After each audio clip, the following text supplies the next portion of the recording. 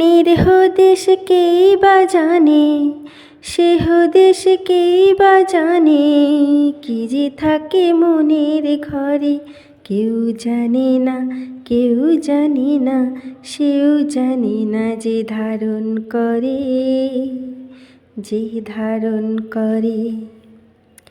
খাঁচার পাখি আকাশ খোঁজে, বোঝে না সে বোকা। আকাশ ধরতে গোটা জীবন খাবে সময় পোকা। তবু পাখির মন তো আকাশ পরে। নমস্কার বন্ধুরা, আমি মামনি। আজকে আমি তোমাদের মনের হদিশ দেব। হ্যাঁ, যতটুক জানি ততটুক তোমাদেরও জানাতে চাই। তো তোমরাও জেনে বলবে তোমাদের কেমন লাগলো। ছোটোবেলা থেকে যদি মনে হয় সবাই আমাকে ভালো বলুক, ভালোবাসুক, গ্রহণ করুক, তাহলে সেই মানুষ নিজের চাহিদার আগে অন্যদের চাহিদা রাখতে শুরু করে। সেই মানুষটার সাহায্য করে, ত্যাগ করে, কষ্ট সহ্য করে, সবার মন রাখার চেষ্টা করে। কিন্তু এই ধরনের মানুষদের মধ্যে কিছু মানুষ একটা সময় পরে বুঝতে পারে, আমি যে এত কিছু করলাম কিন্তু আমি নিজে কোথায়। এটা তখন আবিষ্কার করে যখন তার আত্মসচেতনতা আসে। যে মানুষ নিজের মূল্য অন্যের প্রশংসার উপর নির্ভর করায়, সে কখনোই পুরোপুরি তৃপ্ত হতে পারে না। কারণ একজন খুশি হবে তো আরেকজন অসন্তুষ্ট হবে, একজন প্রশংসা করবে তো আরেকজন সমালোচনা করবে। কারো মন তুমি সব সময়ের জন্য ভালো রাখতে পারবে না। আর যদিও বা কারো মন কিছু সময়ের জন্য ভালো রাখতে পারো, তো সবার মনে একসাথে ভালো রাখতে পারবে না। তাই জন্য সবসময় মনে রাখতে হবে, ভালো মানুষ আর সবাইকে খুশি রাখার মানুষ দুটো এক জিনিস না। ভালো মানুষ সাহায্য করে, সম্মান করে, দয়ালু হয়, কিন্তু নিজের সীমারেখাও রাখে। আর সবাইকে খুশি রাখার মানুষ, ওরা না বলতে ভয় পায়। কেউ অসন্তুষ্ট হোক বা কেউ অসন্তুষ্টি হলো, এটা সহ্য করতে পারে না। নিজের চাহিদা সব, যা কিছু চাহিদা থাকে সব চাপা দেয়। অন্যকেও স্বীকৃতি দেবে, অন্যকেও ভালো বলবে, অন্যকেও সাব্বাসী বলবে, তার উপর নির্ভর করে। নিজের মূল্যটা তার উপরে নির্ভর করায়, জানো তো। সবাই আমাকে পছন্দ করে, সবাই আমার প্রশংসা করে, আত্মসম্মান ওইভাবে আসে না। আত্মসম্মান আসে আমি নিজের কাছে সৎ কিনা, আমি নিজের মূল্যবোধ অনুযায়ী চলছি কিনা, আমি নিজেকে সম্মান করছি কিনা। আর এই সব কিছু ছোটোবেলা থেকে শুরু হয়। আর যারা এই ছোটোবেলাটা শুরু করেনি, তাদের যে কত সমস্যা হয় প্রতিনিয়ত। আর এটা অনেকটা নির্ভর করে তাদের বাবা মায়ের উপরে, জানো তো। সেই মানুষটা ছেলেই হোক বা মেয়েই হোক, সে যদি ছোটোবেলা থেকে এরকম না হয়, সে যদি সবসময় অন্য তোমাকে মূল্য দেবে তাহলে তুমি মূল্য, এটা যদি সেই ছোটোবেলা থেকেই যদি এই ভুলটাই জেনে থাকে, তাহলে তার যে সমস্যাগুলো হবে ভাবতেও পারবে না। আমি সেই শিশুদের মধ্যে আমি পড়েছিলাম। আর আমাকে সঠিক জিনিসটা শিখতে গিয়ে আজকে 38 বছর সময় লেগেছে। আর আমি মনে করি যে আমার এই 38 বছর বয়সে এসেও যে আমি শিখতে পেরেছি, আমি জানতে পেরেছি আসলে ভালো মানুষ আর সবাইকে খুশি রাখার মানুষ দুটো এক জিনিস না। তো এই জিনিসটা অনেকে তো সারা জীবন চলে যায় তাও শিখতে পারে না। তো ভগবানকে এই কারণেও ধন্যবাদ দেব যে আমি 38 বছর বয়সে এসেও নিজের মূল্য দেওয়াটা নিজে শিখতে পেরেছি। তাই বলবো যে তোমরা যারা জানো তারা তো আমার কথাই বলবে যে হ্যাঁ তুমি ঠিক বলেছো। মামনি বলো, দিদি বলো, যে যা বললে ডাকবে, বলবে, কাকিমা, জেঠিমা, যাই বলো না কেন। আর যারা এখনও কেউ ছোট আছো, কিংবা যারা এখনও শুরু করোনি নিজের ভালো করা, ভেবেছো যে ভালো মানুষ ওরা না, সবাইকে খুশি করতে না পারলে তারা খুব খারাপ মানুষ। তাহলে বলবো প্লিজ একবার দুটো জিনিসকে আলাদা চোখে দেখো।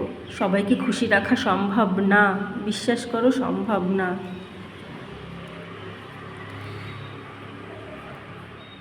কি বলো তো, ছোটোবেলা যদি একজন শিশু শেখে সবাইকে খুশি রাখতে হবে, কারো মন খারাপ করা যাবে না, নিজের চাহিদা পরে অন্যদের আগে, তাহলে সে বড় হয়ে এমন একজন মানুষ হয় যে সবার জন্য থাকে কিন্তু নিজের জন্য থাকে না। আর এই মানুষগুলো অনেকটা সময় পার করে বুঝতে পারে কার জন্য কি করেছি, কার থেকে মানে বিশেষ করে জীবনের কি হারিয়েছি সেটা তখন বুঝতে পারে। আর আমি যেটা বুঝতে পেরেছি যে জীবনের যেটা হারিয়েছি মূল্যবান, সেটা হচ্ছে জীবনের সময় হারিয়েছি। হ্যাঁ, অনেকটা সময় হারিয়েছি। আর আমি যতটা সময় হারিয়েছি সেটা আমার দিক থেকে, আবার অন্য কেউ যদি এই জিনিসটা বুঝতে পারে, অনেকটা সময় পার করে যদি বুঝতে পারে, তার কাছে হয়তো 10 বছর, 20 বছর বা 30 বছর সময় নষ্ট করেছে। সে সময় নষ্ট করেছে মানে কি, সময় হারিয়েছে। লোকের যদি সবসময় যদি লোকের উপরে নির্ভর করে থাকে, অন্য মানুষের উপরে নির্ভর করে থাকে যে সেই মানুষ মূল্য দিলেই আমি মূল্য হব, আমার মূল্য আছে, তাহলে বুঝতে পারছো যে কতটা সময় সে হারিয়েছে। আর হারানোটা মানেই তো নষ্ট করাই বলে, বলো। আর তারপরেও সারা জীবনেও এমনও মানুষ আছে না যে সারা জীবনেও এটা বুঝতে পারে না, কিন্তু একবার যদি বুঝতে পারা যায় তাহলে জীবন বদলে দেওয়া সম্ভব হয়। আমি যদি নিজের কথা ভাবি তাহলে আমি স্বার্থপর হয়ে যাব না, এমনটা না। নিজের যত্ন নেওয়া স্বার্থপর হওয়া না। জানো তো, প্লেনে বলা হয় যে আগে অক্সিজেন মাস্ক পরো, তারপর অন্যকে সাহায্য করো। কারণ তুমি নিজেই যদি শ্বাস নিতে না পারো তাহলে কাউকে সাহায্য করতে পারবে না। এখন নিজের কথা ভাবতে হয় কিভাবে, সেটা বোঝার আগে বুঝতে হবে মানুষের মনকে 2 ভাগে ভাগ করা যায়, সচেতন মন আর অবচেতন মন। সচেতন মনের কাজ হচ্ছে এই যে আমার কথা শুনছো, চিন্তা করছো, সিদ্ধান্ত নিচ্ছ, এটা। আর অবচেতন মন হচ্ছে বিশাল এক ভাণ্ডার, এখানে থাকে স্মৃতি আর নিজের যে পুরানো অভ্যাসগুলো, তারপরে বিশ্বাস, ভয়, আবেগ, আর ছোটোবেলায় যা যা অভিজ্ঞতা তোমার আছে সব। আমরা ভুলতেও পারি না, আমরা যা সিদ্ধান্ত নিই তার পেছনে বেশিরভাগই অবচেতন মন কাজ করে। এটা 24 ঘন্টা কাজ করে। আমরা ঘুমালেও সে কিন্তু সচেতন হয়ে থাকে, সে সব সময়ের জন্য জেগে থাকে, জানো তো, সব সময়ের জন্যে সে কাজ করছে। আর এখন সচেতন মনকে অবচেতন অভ্যাসে নিয়ে যেতে গেলে কি করতে হবে জানো? অবচেতন মনে যা পুরানো যা অভ্যাস আছে সেই অভ্যাসগুলোকে সব ঝাপসা করে দিতে হবে, দিয়ে তোমার নতুন নতুন যে চিন্তাগুলো আছে সেই চিন্তাগুলো তোমাকে যোগ করতে হবে। এবার সেই চিন্তাগুলো তুমি 10 বছর আগে যেটা তোমার কাজে লাগতো সেটা তোমার এখন কাজে লাগবে না, এবার সেটাই ও কাজে লাগানোর কথা ভাববে। কিন্তু তোমাকে তো বারবার নতুন নিয়মটা তুমি যেটা চাইছো সেটা সেটা বারবার করতে হবে। করলে তাহলে তোমার অবচেতন মন কি করবে, ওটাই সত্য বলে মেনে নেবে। আর ওটাই সত্য বলে মেনে নিলে তোমাকে তোমার লক্ষ্যে পৌঁছানোর জন্য সাহায্য করবে। তখন তুমি বুঝতে পারবে যে মনের হদিশ কোথায়, মন কী চাইছে। আর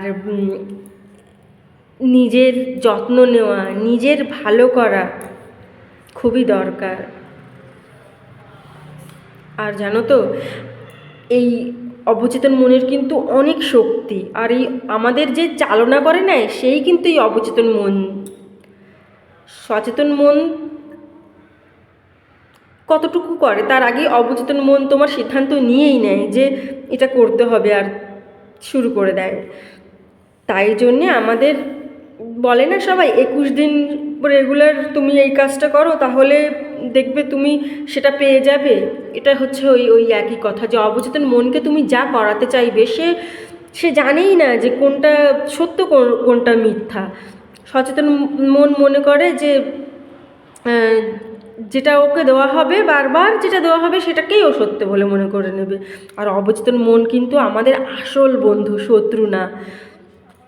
বারবার যদি কেউ রক্ষা করার চেষ্টা করে সে কিন্তু এই অবচেতন মন আমাদের বারবার রক্ষা করে, আমাদের পাশে থাকে।